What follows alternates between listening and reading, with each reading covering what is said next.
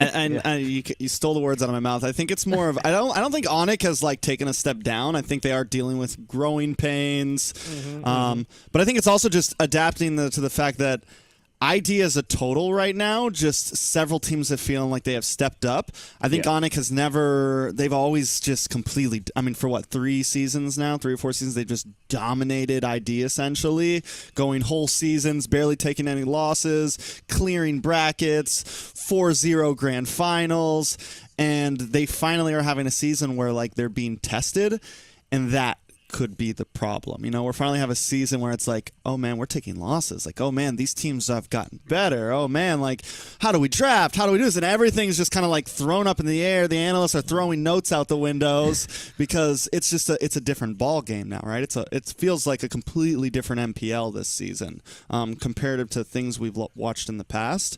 And I think that's a major growing pain going through that. And we've seen it. Even though it's not really comparable because it's a completely different type of league, but like we've seen it in NACT with certain top teams. I'm sure you'll see it in later. Like regions like Turkey where you have these one dominating teams. Or in a lot of regions when the other teams start to get stronger, things start to get shaken up a bit, right? Like things start to, the top teams, the big shark in the small goldfish bowl starts to have some issues, and it's like, wait, how do I even do this again?